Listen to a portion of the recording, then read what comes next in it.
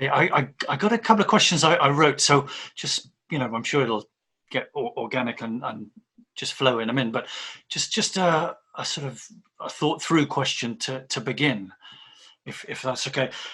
Sam, you've had your children taken from you, abducted from you by the British legal system without any incriminating evidence.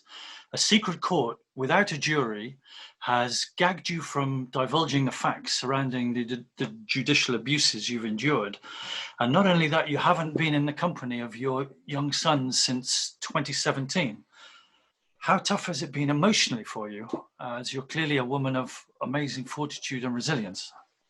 Well, it has been indescribably tough because it's your worst nightmare. I mean, you know yourself. It's to be without your children, your precious children, who you brought into the world, and you looked after and you cherished, and they belong to you, they're yours, and then all of a sudden to be treated like, I obviously was trying to protect them by going to the authorities, and yeah, how I cope is I just have to.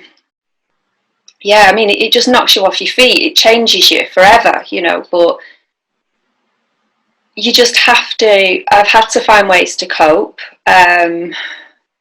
because otherwise I'm no use to anyone, and my reality as an adult, I have some understanding as to what's happened, but children don't have an understanding why this has happened. All of a sudden their world has been turned upside down.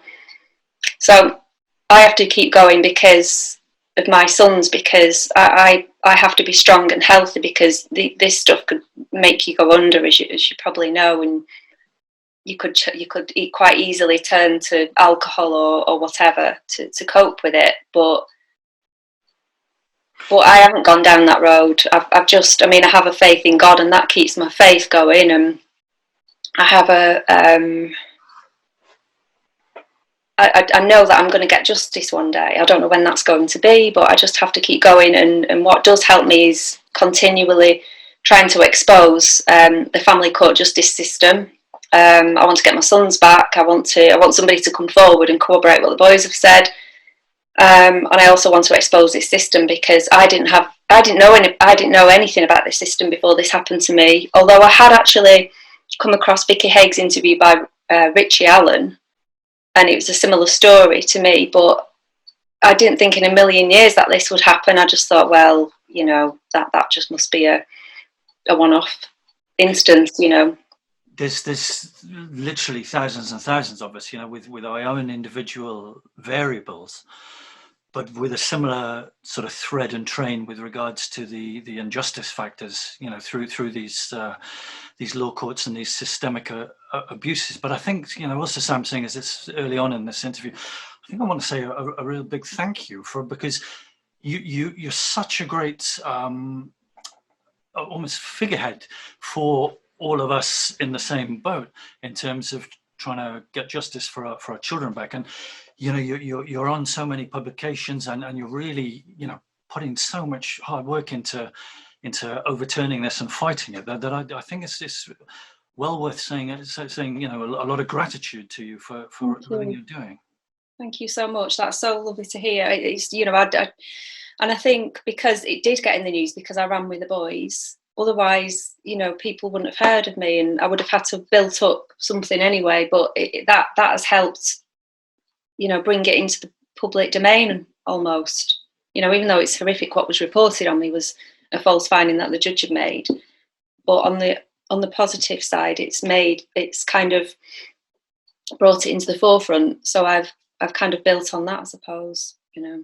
Completely, and you look at how it works, and this is pretty uniform for most of us, is that there's a silencing injunction, a gagging order put onto us, so we're not permitted to talk about these abuses that we've all been subjected to. Yeah. Plus, it's a secret court, so you look at the characteristics of psychopathy and you find that concealment is pretty much top of the pile. And it's really concealed what's going on. Media too, you rarely see anything in the media about this enormous scandal that's going on about being, from your case specifically, I think I'm right in saying they were physically taken out of your arms. Yeah, well, yeah, they were. In the middle of the night, was it? Yes, 1 a.m. I was, we were staying in this lodge that we'd booked for 2 weeks, and it was on day 10, I think. And it was 1 a.m. I heard this horrific noise, like the sound of drilling. And I knew what it was immediately. So I jumped out of bed, ran into my son's room. They were both sharing a room, single bed on each side. And my eldest son, who was then aged 9.5, he was sat up in his bed screaming. So I just sat and we hugged. He was gripping onto me for dear life. He'd been fast asleep, and this noise had woken him up. Yeah, right. And he started screaming. My other son, my youngest son, who was age 6 at the time, he was in bed, and I was just shouting his name for him to come over because I knew they'd be in any second. So I was just like shouting him to come over so we could all hug. And then they were in, and then they just, I think there was about 8 of them, and then a policeman just shouted, "Get off him!" like I was some evil, horrific, the woman that the media painted me out to be, and the judge lied about. Just to be clear, they're dressed in black and masked faces, or normal? I couldn't really see because they didn't turn the light on. They had the spot, the torches shining, but they looked like they were in, those just black. In raid kind of thing, right? Yeah, like in raid. I don't know whether they were armed. I bet they probably. I imagine they were probably armed. And then they just shouted, "Get off him!" I had one officer on actually. They didn't hurt me or anything, but there was one officer on either side of me, grabbed an arm each, and then I was in my pajamas, and then I kind of walked through the broken glass that they'd broken the door to, they drilled the door to get in, and then that was it. They led me away. I went with 2 of them to Mansfield Police Station in Nottinghamshire. And you're still with the boys at this point? No, they just dragged me away. Some of the rest of them stayed with the boys then. So that was pretty much the last time you saw them? Yeah, well, I've seen them since that in contact, but supervised contact, but that was the last time I saw them properly, was in my son's, without any of this. A hugely traumatic incident, right? I mean, hugely traumatic. And then I'm having to read various reports written by various professionals saying this won't have had any lasting impact on the boys. They'll get over it. And I just think, how dare you? How dare you? It was unbelievable. I mean, they took me to, I don't know, but the effect that would have had on the boys. They were desperately. It's been in reports. They were saying, I'll be careful about what I say here, but they were telling the truth of what had happened and that I hadn't done anything. So that's all reported. So, and so you dig into the sort of emotional trauma aspect, of yourself and 2, infant young boys. And not only have we got the trauma of being basically abducted from your mum in the middle of the night, but there's also aspects, again, I appreciate that there's areas you might not be able to talk about in terms of the injunction, but so the boys have divulged awful, horrific abuse, sexual abuse by their perpetrator. I think I'll leave it there. Maybe you want to change that word if you like. And so they've got a feeling of betrayal to go with this enormous trauma of being ripped away from you, because what they've, in good faith and hoping that they're in a safe place and of security, that's been kind of thrown back in their face, if you like, that they've been handed back to their accuser, their abuser, after having divulged to people that they were feeling were safe and trustworthy, and the upshot is the conclusion of them being so brave and divulging what I'm sure that they were under pressure not to talk about. Again, I'll leave the details to you. But that's huge psychological. We've got to use it's a bit of a cliche because it's not really detailed, but this is psychological abuse meted out by the state through the social services, police, and family law courts onto two very, very young, impressionable, innocent little boys. Yeah, just absolutely unbelievable. There was no warning for this because I knew we were being hunted, but I don't know. I had sort of a mental block that they were going to catch us. I don't know what it was, but I just assumed they wouldn't be able to find us, and somehow we'd get safe somewhere. I was trying to convince myself, obviously, but so there was no preparation for that. But no, it was like all the work that had been done to make them feel safe over the previous 2.5 years, because there was 2.5 years where they didn't see the father, and the improvement that they made was dramatic. Okay, so that was a stint without their dad in around and in the picture. Yeah, because as soon as they disclosed, obviously I stopped contact with him, police investigations, and then he was on bail, police bail, and then we moved to Nottinghamshire, and then he filed, and then the court proceedings were lengthy. Okay. They were over 1.5 years. And to be clear, the boys or your eldest divulged to your mum, is that correct?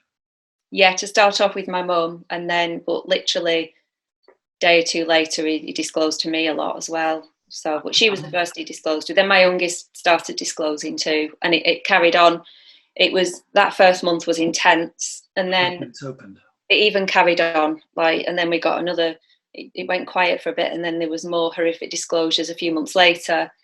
And then once we moved, they did carry on, but it was just the odd thing. But and they were having formal interviews with child psychologists as the floodgates are open in terms of what they were divulging. Well, it wasn't done. I mean, the police investigation wasn't done properly because as soon as my eldest son disclosed, I mean, what they should have done then, I mean, we didn't know about this, but they should have brought in a child psychologist then. And it should have been, there should have been rapport building to get to know the child psychologist and the policeman or the policewoman. But it was just basically just brought in the day after. We went to the police about a week after the disclosure started. And then my eldest had his first ABE interview the day after. And that was the first, there was no child psychologist present. There was a policewoman, an abrupt, abrasive policewoman interviewing him who said things like, "I'm not here to be a friend. Stop messing around." Because my eldest son had kind of, his symptoms of PTSD looked like ADHD. Okay. They looked like a child with no attention span. Right. Who couldn't have a conversation. He'd interrupt and he wouldn't wait for it. It'd be very difficult sometimes, and it'd be a bit all over the place. That changed, but so you can imagine a little boy with PTSD being just told to sit still, and we have younger children, and you come on, tell us what happened, and that's how he was interviewed by this policewoman. From your perspective at this point, your sons have made this earth-shattering testimony of what's been happening, Yeah. and I believe I'm right in thinking that you've been concerned about them in terms of their health, and you've been trying different ways to help them out. But then everything bombshell drops, and you become aware that everything clicks into place. That this awful abuse has been happening, yes. and then you've reported to the authorities. So are you feeling a little more sort of calm in yourself that that's concluded now, that's over, it won't be happening again because the authorities are now involved, and you have a sense you just assume that they're somehow protected, even if I just did think it would go to court. I didn't know. I just didn't know about the system. I had no experience with it. Growing up, having a good upbringing myself, I've never come across child abuse before, or had any friends that I never came across this personally. So I just assumed they would just look after, just believe them and do a good job of investigating. But there were so many flaws because, my eldest son, he described being injected. And so, bearing in mind, his first interview was on the 10th of December. And then on the 22nd of December, he started talking about injections. Daddy would do little injections, and he put poison in me. And at first I was just puzzled. I just didn't understand. And then a few days later of these disclosures, he said the same thing to me, and then he said the same thing to Mum and my sister. And then we began to think, has he been drugged? Has he drugged them? And he described feeling sick and stuff. And so then when I told the police, and he told the police on the New Year's Eve of that year, 2014, she said, well, we'll get the doctor to do it at the Sexual Health Referral Centre, Sexual Assault Referral Centre. Because they'd not even been checked to this point, and it had already, so you've missed the boat then. In terms of physically checked? Yeah, because you're meant to go within 2 weeks, but we didn't know any of this. You're meant to go before the body heals. It's 2 weeks apparently. Then you've missed it. So it had been 5 or 6 weeks at this point. So, and my youngest son refused to have his pants taken off, so he was never checked.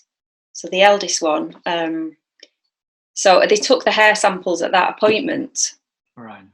So, I mean, you've probably heard me talking about that. This is the big thing. This is the almost like this is the undeniable evidence. Your son's disclosed abuse, and then the hair samples contain date rape drugs. So you don't,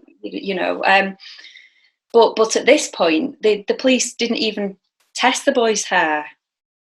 So they'd ignored physical assessment checks within that 2 week period, and they hadn't informed you that was a sensible thing to do, to get the boys checked physically. Yeah, that's right. Yeah. So at this point, you've got the testimonies and plenty of them from the boys. Yes. But not a physical assessment, an anatomical assessment. But the forensic hair, date rape drugs in the hair, has come to light within 5-6 weeks. Well, that came. As I say, the police didn't test it, so we didn't find that out until summer of 2016. That's when, because the police just didn't test the boy's hair. And in this time, my eldest son had his second ABE interview, and I didn't know what he said in this. It's only through family court we were allowed to view them. And I was staggered by what he said when I viewed them in the family court. So basically, going back, the police, they just said, no, we're not testing the boy's hair. They wouldn't give any reasons. And to be honest, I didn't really push it because I was traumatised.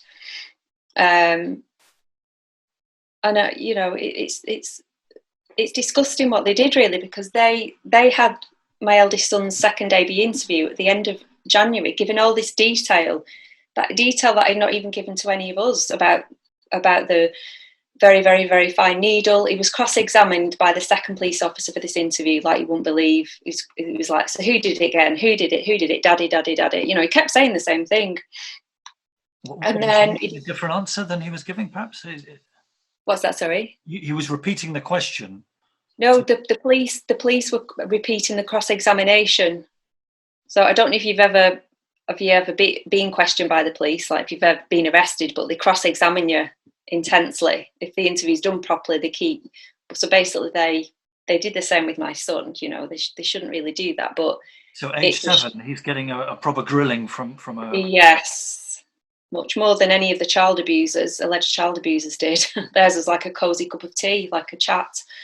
But he got an intense grilling. But if you cross-examined, and he's still saying the same person who injected him time and time again, well, that's clear evidence. Because if that wasn't the case, he'd say, who is it again? If he'd been coached or whatever, who am I supposed to say? It was very clear. And then, but not only that, he gave very clear evidence as to what the injection felt like. And he described it like a very, very, very, very thin needle. And he described it like a mosquito bite. And then he slumped down on the sofa to describe the effect that it had on him.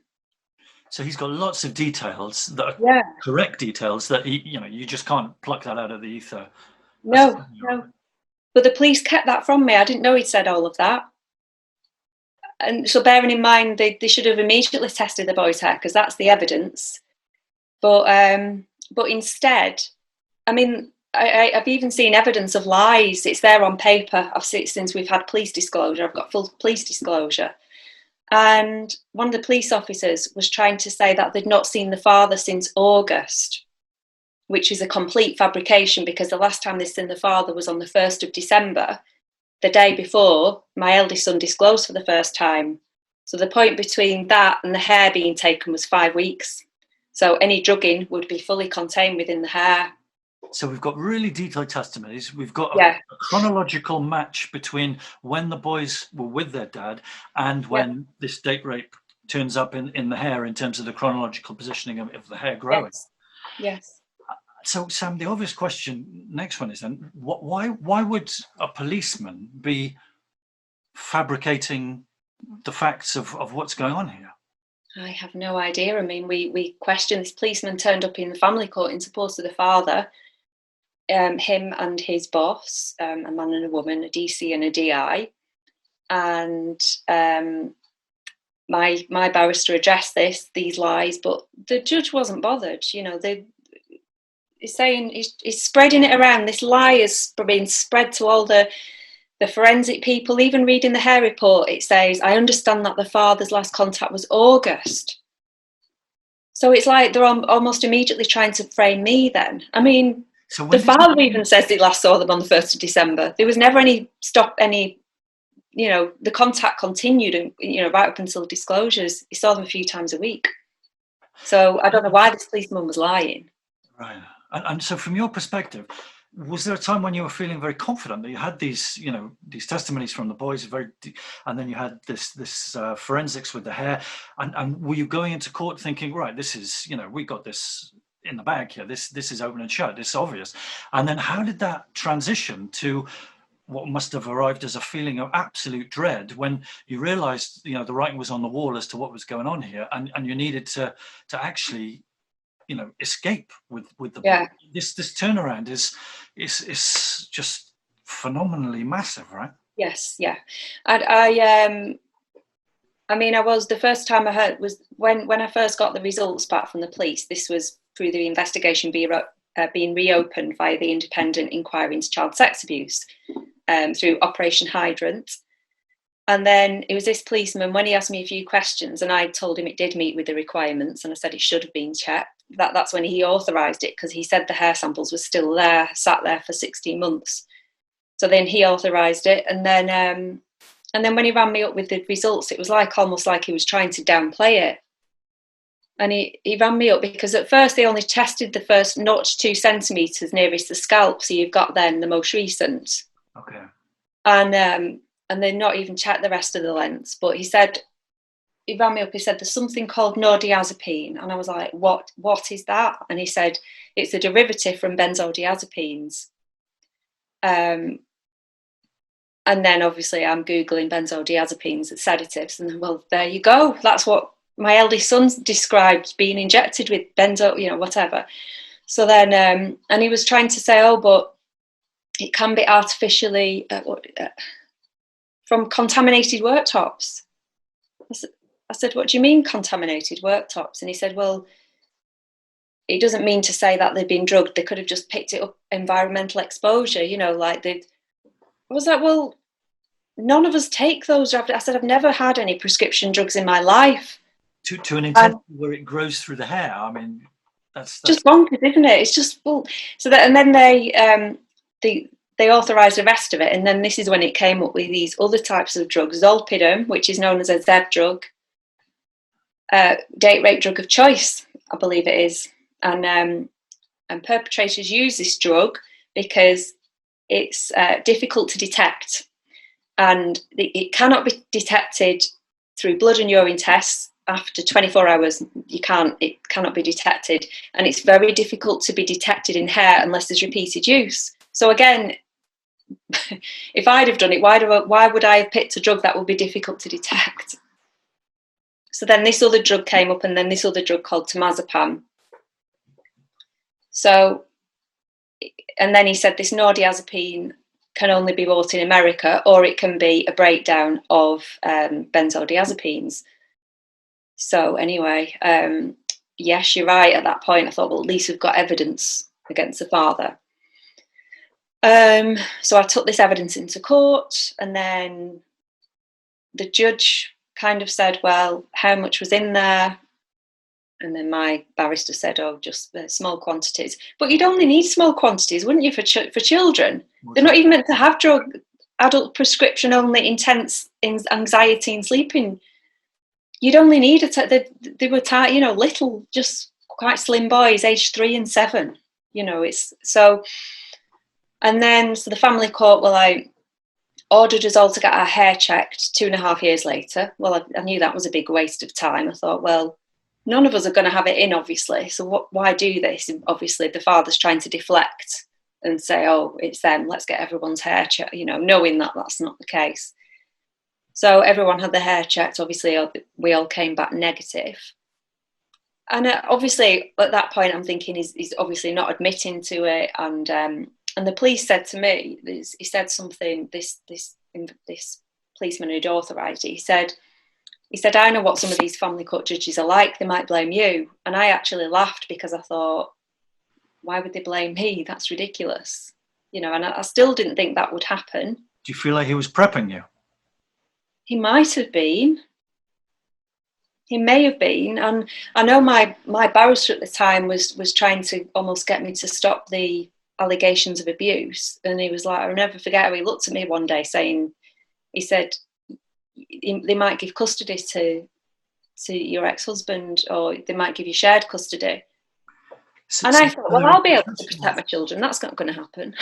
There are professionals in the sphere who are anticipating a massive injustice coming your way with regards to you losing custody of your 2 boys and then being handed back to the guy who you've got, lots of clear evidence who's been, sexually abusing as the sole custody receiver of these boys following these court hearings. I mean,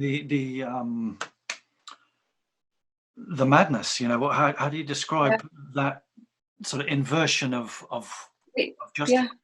Well, that exactly, inversion of justice. It's just everything is inverted. And you just think they'd look at all our body language. They'll look at the boys' body language, they'll look at the perpetrator's body language, because there wasn't just the father, there was others involved as well who had been arrested. And there's evidence for this too, for other parties, shall we say. Yeah. But only 2 were arrested, 2 were cautioned, 2 were arrested. And he was arrested as well, my ex. But released. Yeah, he was never charged or anything. But I mean, these people, they're just, I mean, one of them, he ended up interviewing the policeman. He was switching the questions. It was really chilling to watch. It reminded me, I don't know if you've ever watched any of Ted Bundy's kind of the documentary about him, because he was very charming, Ted Bundy, and he'd quite often, he'd throw people off course because he'd end up engaging, smiling, draw you in, and then you'd forget you were communicating with a serial killer and rapist. In the courtroom? No, this was it. Sorry, this was in the police interview, because bearing in mind I'm allowed to watch all of them in family court. We all are, and in our solicitor offices. And it was just how one of the men ended up almost like asking the policeman, who wasn't that intelligent, to be honest, and he ended up kind of interviewing him. He'd ask a question, he said, well, what about you? Or what about her? What about the mother? Have you asked her about this? It was very, very, very sinister. He was leading the proceedings in the interview. Yeah, he had him twisted around his little finger. Yeah, it was, yeah. So I suppose the question is, why were the law enforcement professionals allowing the suspect or the accused to lead the... Exactly, yeah. Not my ex. My ex he used he used his usual deflection tactics, as you'll see on Cam Bullshit on Twitter. That's him. But his tactics, the deflection. Don't look at me. Look over there. So he was saying, "Oh, you can tell there's something wrong with the lad." He blamed it on him, and then it was like, "Oh, they're obsessed with paedophiles. They're up against me. Oh, she's trying to get more money." I mean, how would that be a way of getting more money? Just bonkers. Just basically using whatever we could do. But yeah, so I just assumed that the judge would see through all of this facade and this behaviour, and it'd be like almost like textbook.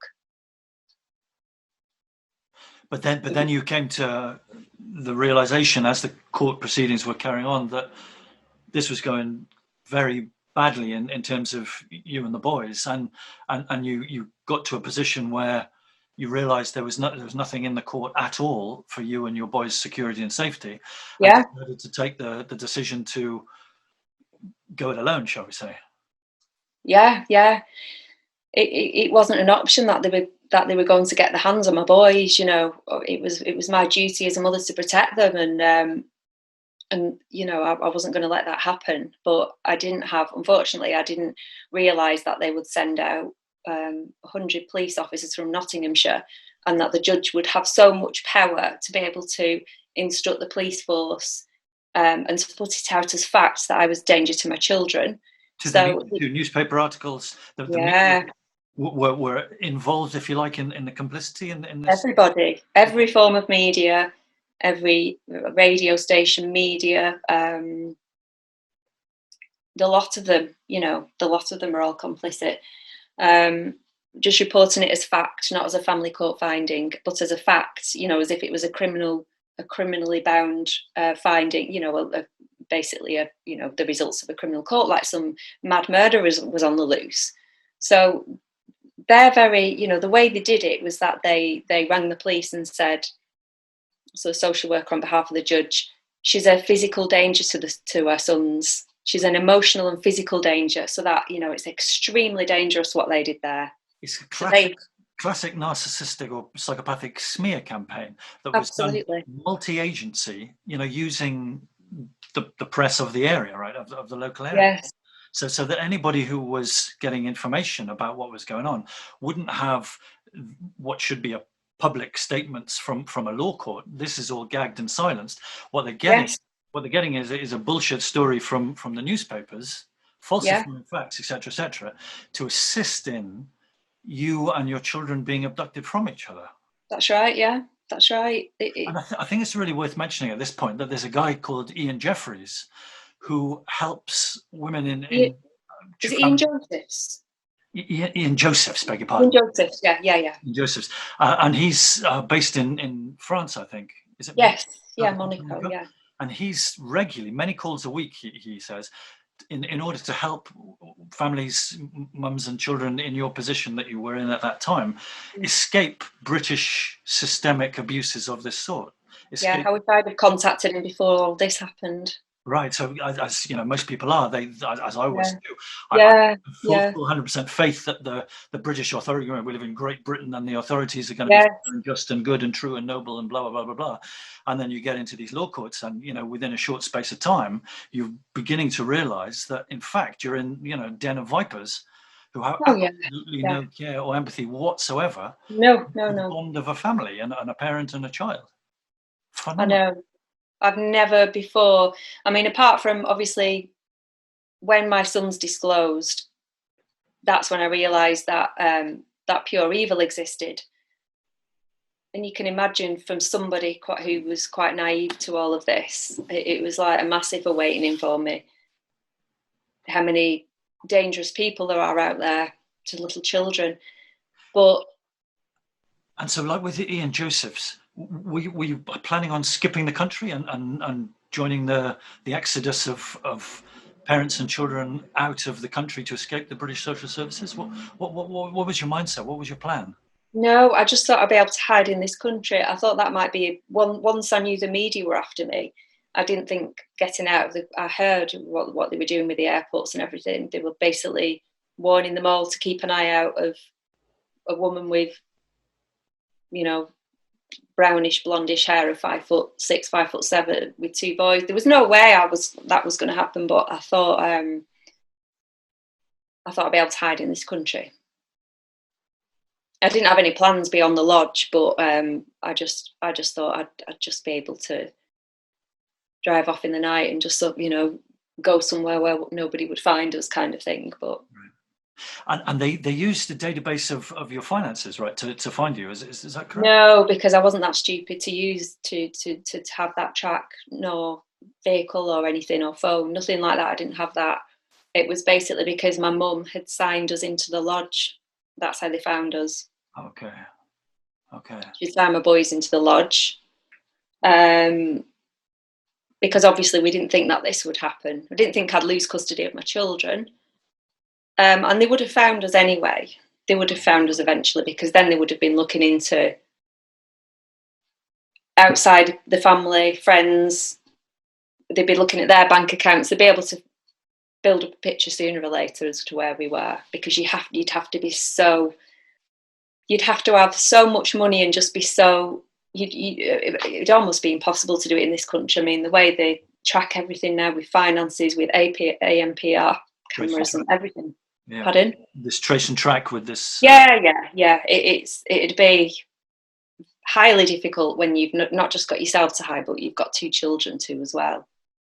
And sort of just a bit of an irony, Sam, perhaps you're flipping it over a little bit, in that, you know, you don't officially know where the 2 boys are now, right? No, and I'm not allowed to know. And if I try and find out, then I could be in breach of my injunction. But yet there seems if I try and find out. There's an online presence that seems to be increasing. I'm sure you're just as aware of it as I am, that there's a lot of people with a fervor to help you and to find where your boys are, and to look at justice from perhaps a different perspective, you know, away from these criminal courts, and to what, you know, some might say in a vigilante way, but also there's common law. I've been studying quite a lot about common law, and you can pull together a common law posse. You know, this country, Great Britain, is a common law country, so we have citizens' rights with which to pull together such things as a posse, and take the law into our own hands. In fact, if you really dig into the theory into common law, you are incentivized to take the law into your own hands as a citizen. We should all be responsible for the law. So whereas these courts are completely secret and shutting out the public, you know, there seems to be a momentum and a snowball building to bring justice to you and your boys away from the Royal Courts of Justice, Her Majesty's Law, whatever we want to call these civil law nonsense kangaroo courts. Yeah, I mean, I'm not encouraging any vigilantism, that's for sure, because, you know, that kind of thing has happened in the past and has resulted in me having no contact with somebody taking it upon themselves to do something which was nothing to do with me. But anyway, but I mean, what? Just to be clear, this is away from you, right, Sam? There's people just independently, individuals, you know, looking to take up your cause for you without you. Like, let's be clear about this. You're not inducing anything or prompting anything. No, not at all. No, I mean, what I am hoping to do by this campaign is that my face is out there and that somebody is watching out for my sons, whether it's a teacher, keeping an eye on them. Just to somebody with something about them to think, actually, this woman is telling the truth. We're going to keep an eye on those boys, you know, as I say, whether it's a teacher or a neighbour. And I hope it scares him into not abusing my sons. You know, I hope he's not abusing them anymore. I pray that he's not abusing them anymore. But at the same time, I have to be realistic. You know, these leopards don't change the spots overnight, do they? You know, the perverted and the, you know, but hopefully he's too scared to do anything. And also very self-centered, which perhaps counts in our favor, that these abusive characters, you know, realize that they're close to being busted. You know, it's all coming up to the surface, and so hopefully their self-preservation instincts will keep them away from repeating anything hideous.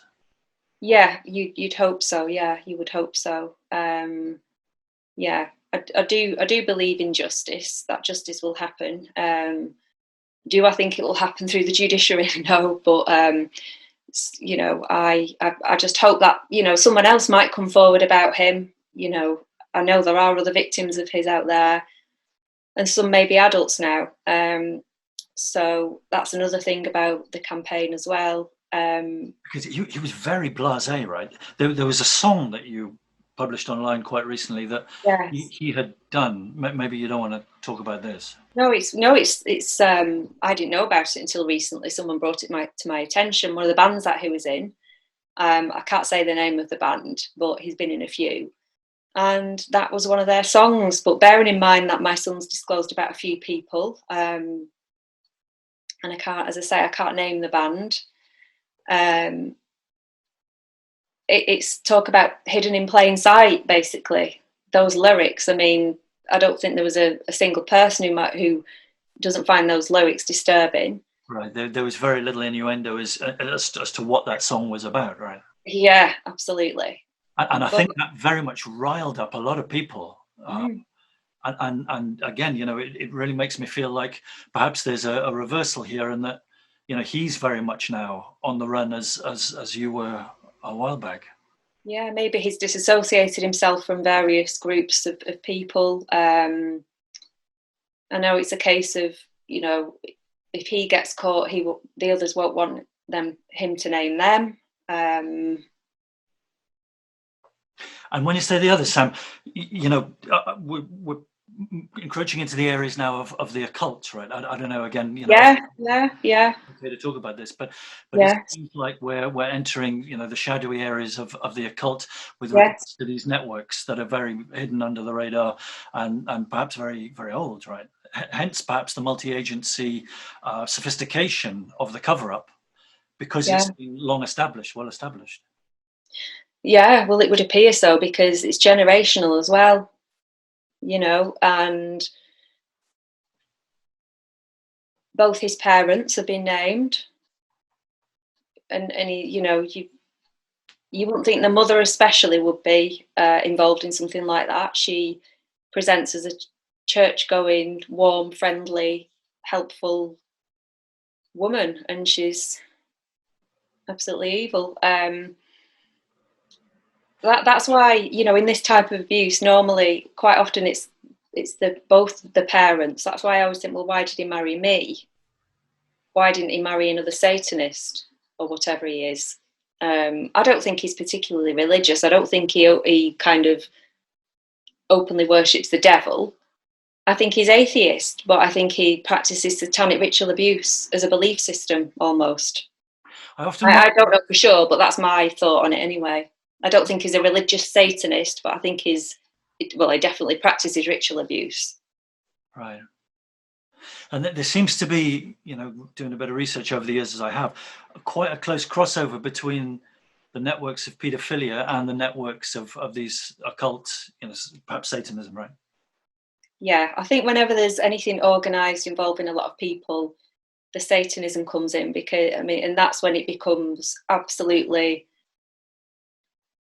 excruciatingly horrific for the victims, because it's not, as if sex abuse isn't bad enough as it is on its own. That is absolutely horrific. But when you've got on top of that, you've got mind control, you've got torture, you've got near drowning. That's a common practice. Intense trauma.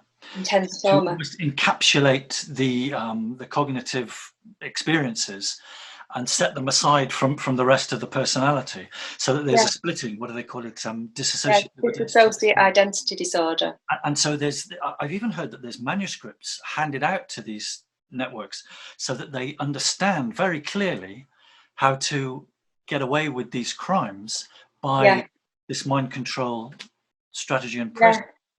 I can imagine there is, yeah.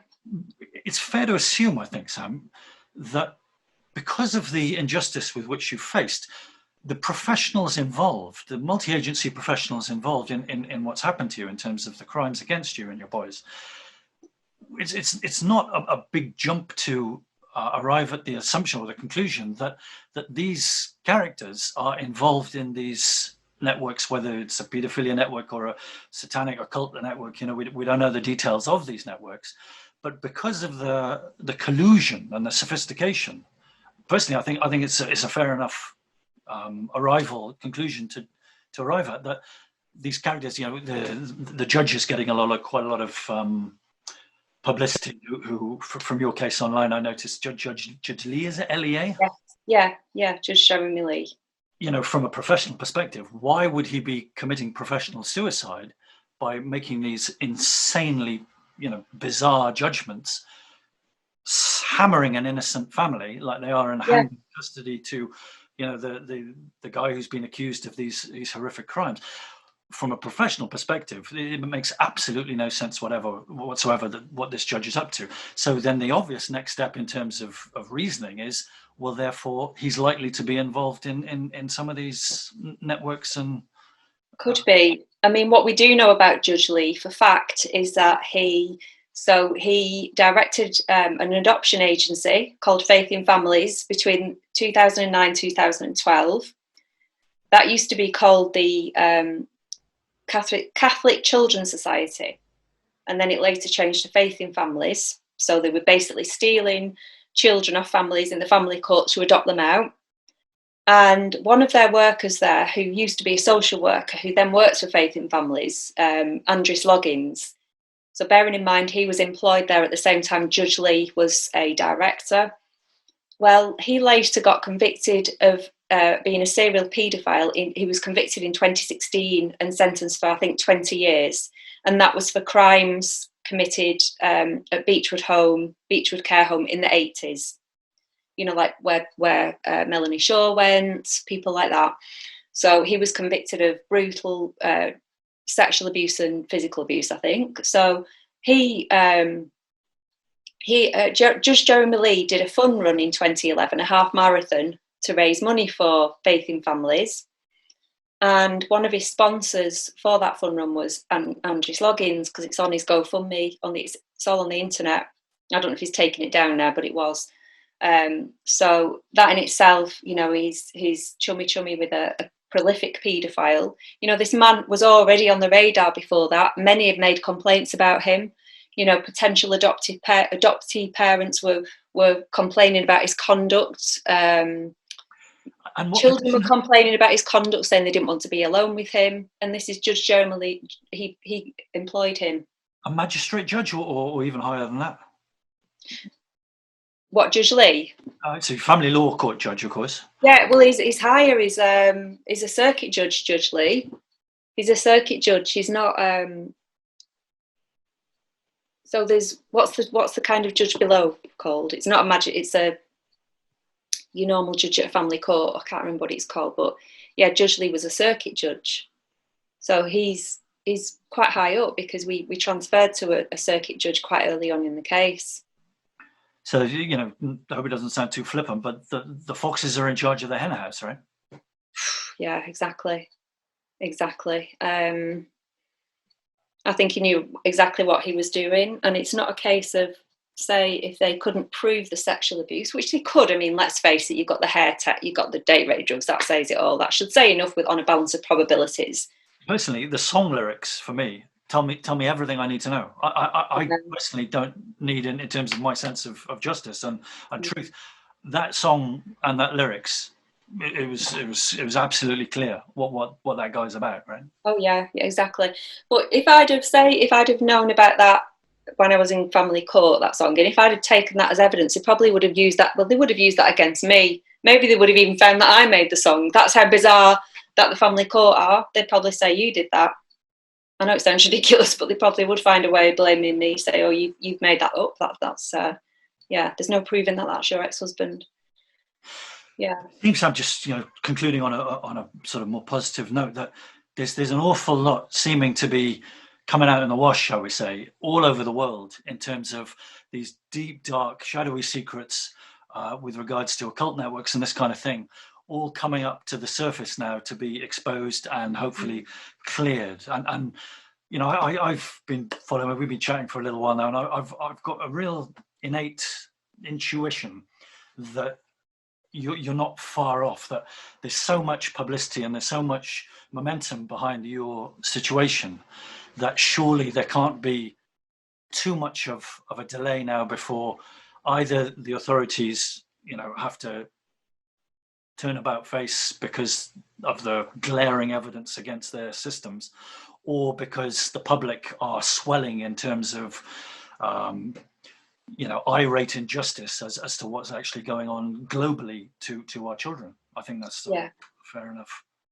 I think it is a time of exposure too, and I think people more and more are waking up, including the ones who would never in a million years believe in satanic ritual abuse. The people are becoming more open-minded, and it's great that people are speaking out. Very credible survivors like Jeanette Archer and Vicky Ash, and they're all saying the same thing. I've had my son saying the very same thing. My youngest son describing what Jeanette Archer said about the being held underwater. That's exactly what he described. Yeah, the ice is so thin now for these networks to maintain their position.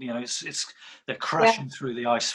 And interestingly, on that Jeanette Archer one, I think it's Thames Valley Police actually, rather than the Met. But the Met have now recognised SRA's satanic ritual abuse officially as a crime, which I believe is quite a significant step. Yes, that is good. It's just to tell you what Greater Manchester Police said about my son's disclosures. They said, this was the detective inspector of the department. This is before the drugs results. They said my son's. She said, bearing in mind she'd never met me, she never met my sons. She said that my son's disclosures about being injected and having several men involved were fantasy and ridiculous. And this is Rochdale Police, and they obviously, so much has gone on in Rochdale. Even taking the SRA aside, it's the grooming gangs, groups of men. There were drugs involved in that. A girl died because she was drugged. Cyril Smith, Rochdale as well. Yeah, Cyril Smith, Rochdale. He's the old Liberal MP, wasn't he? Cyril Smith. Rochdale's a real hub, right? I don't know. Oh, yeah. It's a terrible place. Yeah, it's a very dark place, Rochdale. And there's, talk about the moors as well. Vicky Ash is from Saddleworth, and there's a lot of, I believe there's a lot of occultists in these parts, these neck of the woods. And you can attach it to all sorts of other reports that have gone on. I was reading quite recently about the connections between Jimmy Savile with Liam Brady and Hingley on the moors for the and that the police in Yorkshire were aware that it seemed like Brady was covering for somebody. Apparently, it's documented that likely Jimmy Savile, perhaps that on these moors with these ritual horrors going on. That there's a lot more top end VIP influence than meets the eye, shall we say? Yeah, there will be. Whenever there won't just have been Ian Brady and Myra Hindley involved. There would be others, definitely, without a doubt. And what about all these children who've just gone missing? A stat I read is 120,000 annually in Britain. Oh my goodness! Yeah, the children just don't vanish, do they? We just hear about Madeline, right? We hear about one girl. Yeah. That's made out to be every once in a blue moon, very rarely happens, but in fact it's super frequent. Yeah, and a lot of them come from the care system, don't they, as well? Yeah, for sure. Seems to be almost a sort of farm scenario for these networks. If they can isolate these kids completely, 100%. Then they're vulnerable enough, if you like, to end up as the victims of these predator groups. Yes, yeah, definitely. Very, very sophisticated and orchestrated. They are, and they've obviously got strategically placed people. They've got doctors placed in positions of power, doctors, lawyers, sometimes judges, police. So if you got your bases covered like that, then of course you're going to get away with it. But they're placed everywhere. We've got journalists, certain journalists, I won't name them, but just positioned in place just to discredit anyone who talks about SRA. Yeah. They're very carefully placed. Oh, we've disproved SRA. They want it brushed under the carpet. But it's almost got to a stage now, it seems to me, that they're actually exposing themselves. Yes. By writing the hit pieces. Anna Brees quite recently had a hit piece from Private Eye, I noticed, and I thought to myself, what they're actually doing is incriminating themselves Yeah. There's so much exposure now that Yeah. anybody who's pretending it's not happening is either clinically insane or covering or attempting to cover it up. Exactly. It's getting really Exactly. clear. Well, they just give themselves away by the behaviour, and they're attacking. I just saw something earlier before our interview. One of my ex's cronies popping on and saying, "Oh, I knew she was a liar when I saw her with all the makeup on, flirting with Sean Atwood." She's just showing herself up, isn't she? They're showing themselves up. They don't want me to speak out. They don't like it that I get up and I put makeup on and I'm doing videos and stuff. They want me to be on the floor and depressed. And what use would I be for my sons? But this is a great thing that's going on, you see, Sam, because so many people, I know it for myself. 2015 for me was by far and away the worst year ever, and picking yourself up off the floor from the trauma and the abuse that's been meted out from you, not just from the sort of domestic partnership aspect and the betrayals and that sort of thing, but that hammering from the system. It's very easy to drift into sort of escapism, PTSD problems, etc., etc., etc., Yeah. and then presenting oneself as credible. Yes. And I get the feeling that there's actually a strategy of that if you hammer somebody so hard, then they don't present as a credible profile to be believed that Exactly. actually happening. And so this is, again, this is credit to you, because you have the stature and strength about you that is it's conclusive. It's very, very clear how innocent and what a caring and good mum you are. That these little smear campaigns that these idiots are putting online, it's a drop in the ocean to what's the progress you're making. Thank you. Oh, well, I came across some videos that I made the other day that on an old phone. So no, I came across the videos the other day of some videos that I made just after the boys got removed, and I look about 10 years older. I'd lost a lot of weight, and it's good to see how I've picked myself up after that. Because I'll publish them soon so people can see, but I just look, it's horrible to see them. Yeah, I know from my situation that one of my big priorities has been health and recovery. Yes. It's that one on the airplane, isn't it? You got to do your own oxygen before you can help your children, right? Absolutely, you do. You have to, because otherwise your life would be cut short, and you could easily go on the slippery slope, as I say, of drinking or something. And it is so important, your health.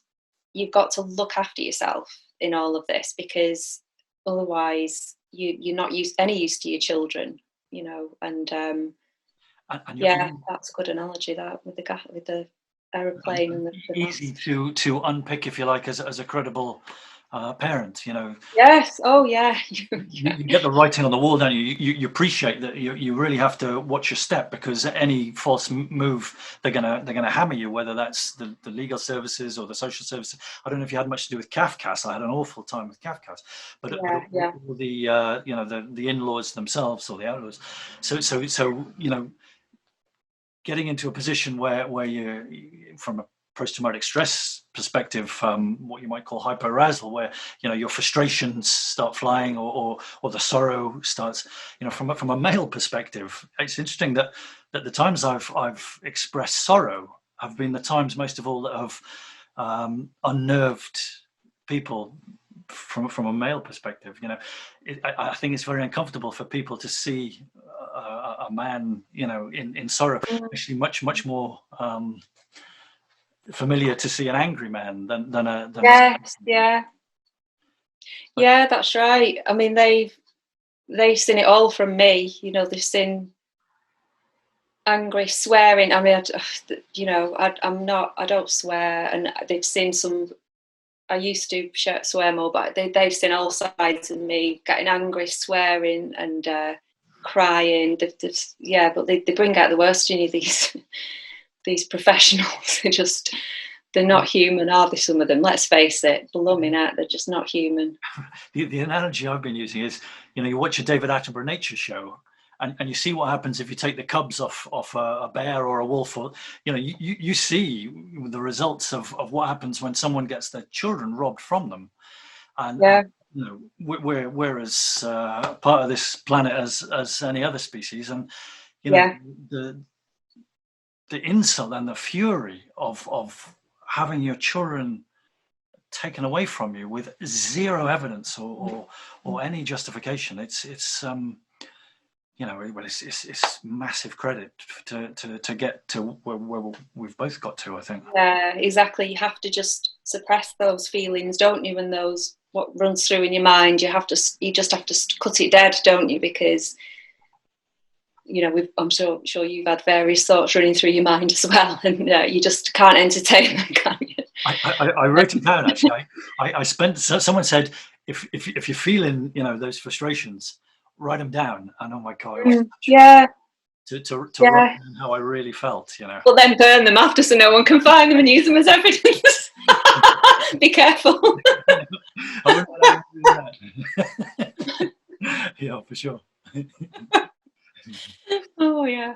But you do that. That's another thing. I think you have to have a sense of humour, don't you? Because you just have to keep that, and just laugh at things. That helps. It's like laughter's the best medicine, they say, don't they? You just have to keep that.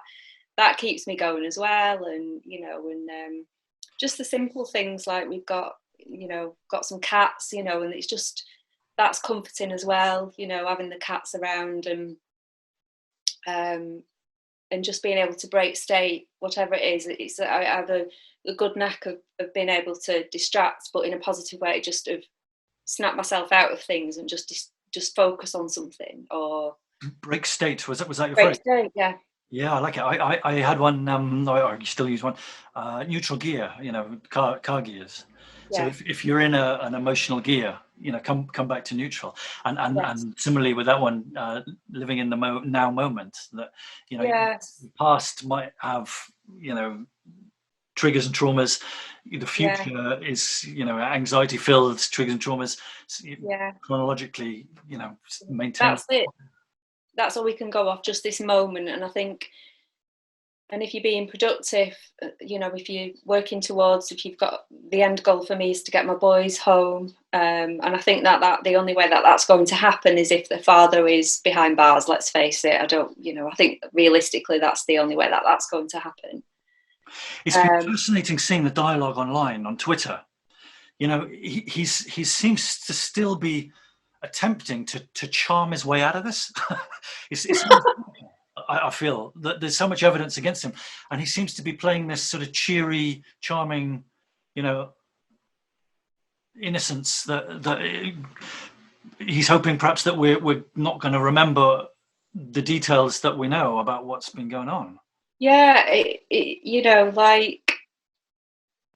that's just again the case of don't look at me, look at her, and just, that's why I did that video the other day, released that video yesterday about him, and when I did it, it was quite extraordinary, because I blocked him obviously, and I don't go through his account, but just to go through, I thought, well, let's see how long it takes me to scroll down fast of a week of his activities, and it took, I think, 8 minutes of scrolling fast, and it was all about me. So I think it's a reflection of him being scared. I don't think he thought I'd do all of this.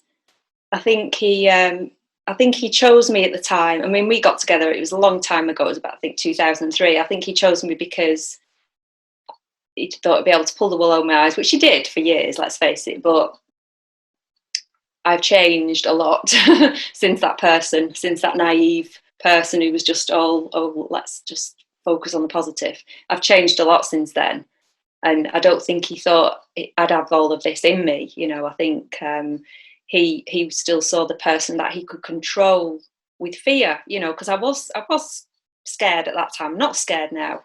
But he controlled me he ruled over me with fear, and that particularly came into effect after I'd broken up. It was just kind of towards the end and then after. And it was, I felt almost like I couldn't do anything because I was too scared, and I never, that kept me from looking at what was going on. You know, I was almost like, you know, like taking, for example, if they pick the boys up and I'll say, oh, what are you doing today? And he'd be, I don't have to tell you what we're doing today, and I shouldn't have to tell you. Well, it was obviously a cover-up at that time because he was up to no good. And using intimidation to sort of keep you at bay, if you like, from what he was Yeah, up. using intimidation, and he'd flip it quite often as well, because when my oldest boy was struggling at school because he was being abused, obviously unbeknownst to me at the time, he struggled in school greatly, concentration, they didn't know what to do with him, etc., etc. So they gave the Senko gave me various activities to do with him to help him learn his words. This was when he was 4, and then he'd kind of retain them for a bit, and then he'd forget, and it was just like, well, what's causing this? And I remember him saying, "You are rubbish. You're just rubbish. You, this, you know, like." And then I was thinking, am I rubbish? Is it all my fault? Am I not? You know, and that's classic. They just get you to look at yourself. So you're not then focusing on, why is my child behaving like this? What's he doing? You're then like, oh, is it me? And that's what he did. That's the tactic that he used, and that's what he's still doing now. Right, and so that's the tactic on you, the caring, loving and available, which is a children's human right. You know, availability to a loving and available parent. But the other side is he's also intimidating your sons, telling them what will happen if they divulge the secret. Yeah, he said, if you tell anyone, you'll never see mummy again. Right. My eldest, that was the worst thing for him. That's what he said more than anything, more than the other disclosures.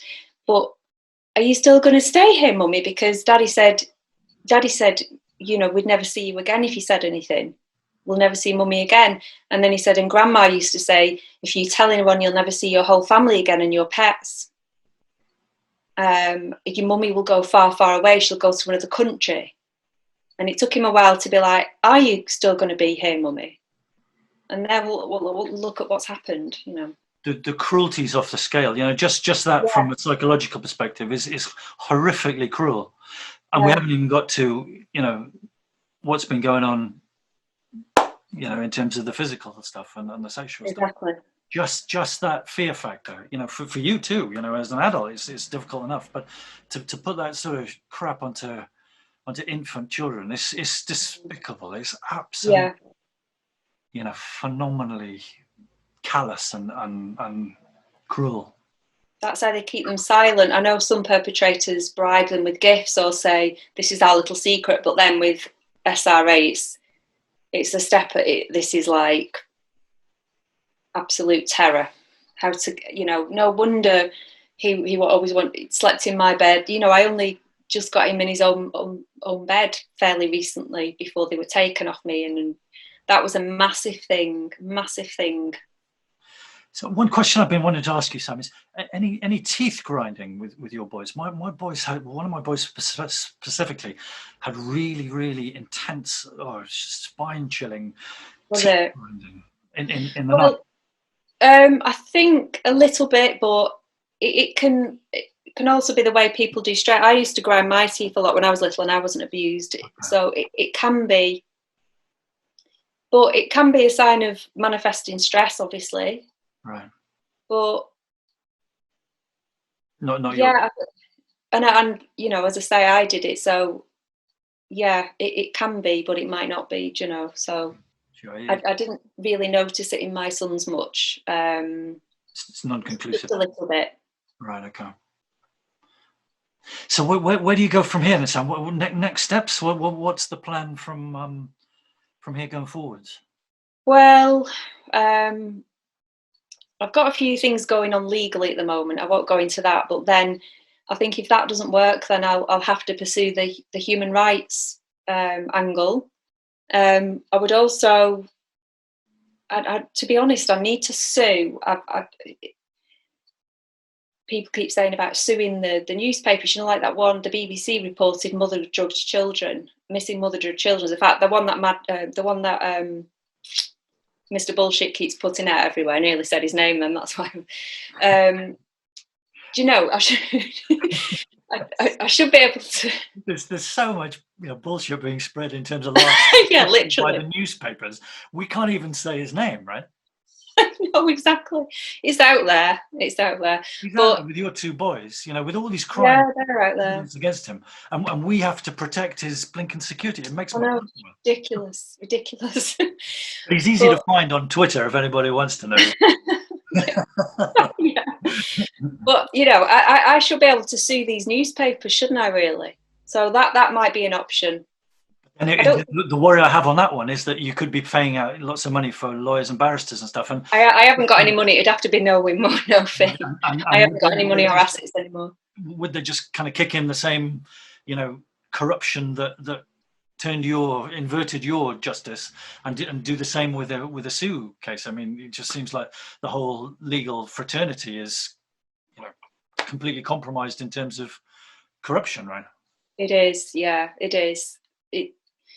Yeah, who knows? So I'll be looking at different options, because you never know. There could be one barrister who's willing to do no win, no fee, and just say, look, let's just give it a try. You just got to try these things. It may set off things in the right direction. Who knows? But I mean, I don't really know what else I can do other than keep doing what I'm doing on social media and hoping that something will happen at some point.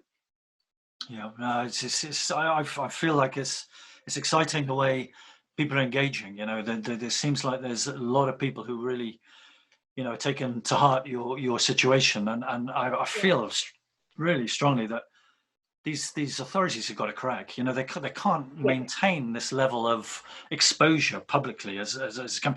The mainstream media is doing its best to log it down, it seems, but there's so much other media these days that is doing. There is, thank goodness for that. Thank goodness for social media, right? Because we just, what would we do, without that? Powerful stuff. Yeah, exactly. So that's all we can do at the moment.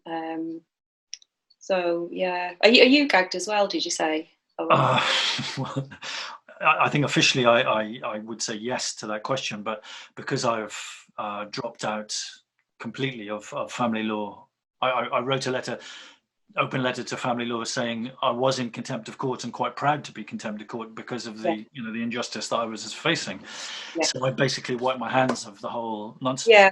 and I've gone 100% into common law, to the extent where I've severed my status as a subject of the crown, and I've signed a form to say I'm a common law citizen rather than. So I'm trying to distance myself from that legal system. In order to access and work some justice in a different legal system. Yeah, I think people have come to me about common law over the years, but I think it must have taken you a while to learn about it, mustn't it? Is it taking you quite some time to get to grips with it? Well, when you get into it, it's pretty common sense. Like you can chat. I was a teacher for the best part of 15 years, and you chat with young kids, and they understand fairness at a very early age. They tell you what's fair and what's not fair. As early as anything. Yeah. And so common law is just basically a grown-up version of that, whereby the public's the jurisdiction, the public is very much invited to be involved in law. So testimonies and witness statements are completely available for the public to look at and deduce themselves. And it's all about the jury. The judge is just there to help the jury come to the decision. So rather than have this no jury all judge situation that we've had, that lack of corruption through one easily corruptible person is gone, and it can be more than 12. The 12 members of the jury would be deliberating about what the conclusions are. And so when you've got secret courts, no jury, one eminently corruptible judge, and lots of money, justice is very expensive, as anybody who's been involved in the legal system in this country will tell you. All those things are dispensed with, so that actual justice and natural law is the only focus of the forum. Yeah, which is quite a difference, really. It's an inversion to what we get. It is, yeah. I just feel like it's my duty as well to try and inform people, as many people as possible, about the family court. You know, just be careful. You Yeah. know, even as a relatively what's the word, stable, well, not a relatively stable couple who have decided to go their separate ways, for example, but there's no other problems apart from that. I would say keep away from, you know, because they could even potentially take their children at some point as a couple, you know, and nobody is safe from these predators, basically. Yeah, predatory is the word. Yeah. Completely predatory. And the money situation, I think, really needs to mention too before we close. You know, that I've been reading that it's the most profitable area of law, family law, and what we get is these children becoming commodities. Mm. You know, they're in inverted commas sourced by social services, Yes. bring in with a pre-crime, which is a crime that might happen in the future but hasn't happened, potential emotional risk. Yes. So just on something that, you know, is a woolly pie in the sky, might happen in the future. So a social services character might go to a house and see, you know, I don't know, it's a bit of a mess, full ashtray or whatever, and decide that there's potential emotional risk. Well, then this family can get hauled into a family law court, and all of a sudden the money machine starts rolling. And then you get to foster homes, adoption agencies, care homes, this kind of thing. And it's huge money, you know, for entrepreneurial child carers to collect these kids out of these family law courts. And it's basically well, in you know, in yours and my case, it's almost like a hostage ransom case for the money. But also there's a sort of commodity aspect, you know, kind of horse trading at the auction sort of thing, where, you know, who's going to get these kids into the care home and get a few grand a week to babysit them. You know, it's big money. That's it, exactly. Yeah. And it's under the radar, you know, these big scandals that are happening, and especially when you can take that a step further, and these networks of pedophiles and rings of pedophiles are colluding between these agencies to find these vulnerable kids that are got adrift from their families.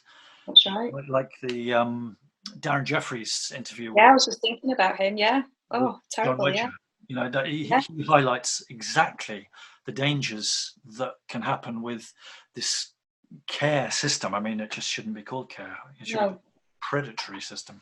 Yeah, it's just absolutely horrific. It's just an eye opener. And then he came face to face with his a judge who had abused him, didn't he, when he was an adult? I bet that's not a coincidence. I think there's an intimidation factor there too, right? Yes, of course. Yeah, exactly. Yeah. Well, should we call it quits there, Sam? I think it's been a fair few minutes now. Yes, yeah. Plenty for a YouTube vid. Yeah, exactly. Yeah. I think you just press stop and it stop video. Yeah, it should stop recording now. If you press stop, there should be a button at the bottom. Okay, got it.